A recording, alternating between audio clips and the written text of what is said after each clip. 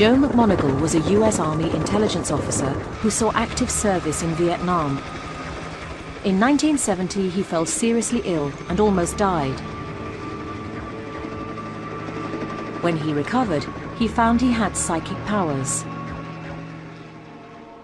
McMoneagle was soon working with other psychics for the CIA. We were mostly concerned with targeting the Soviet Union, the PRC, China,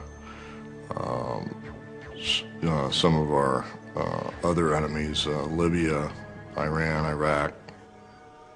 The CIA psychic spy program was called Project Stargate. It was based at SRI, the Stanford Research Institute. The project leader was senior research physicist Ed May. It was May's long-term study of psychics like Joe McMoneagle which had originally prompted the call from the CIA. So they asked the California psychics at SRI, can you tell us what's happening there? And with mixed results, nonetheless, there was enough information that convinced the CIA this is worth investigating in a serious way. We set up our own test of Joe McMoneagle's remarkable claims with a simple experiment. At an agreed time from his home in Virginia, McMoneagle would attempt to remotely view a secret location we chose halfway across the world.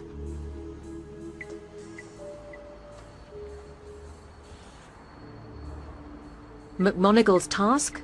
To pinpoint where this man was at a given time somewhere in Europe. The target location was unknown to McMoneagle or anyone connected with him. All he had to go on was a photograph of the man and his own psychic vision. McMoneagle picks up mental fragments of information, sight, sounds, even smells. He begins sketching. Well, first thing I'm getting is sort of a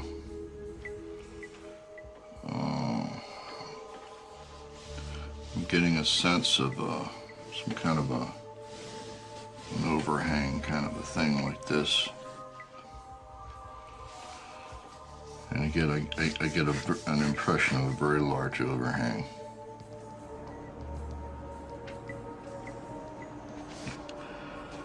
There might be sun through a skylight. Lots of glass and light, shadow inside.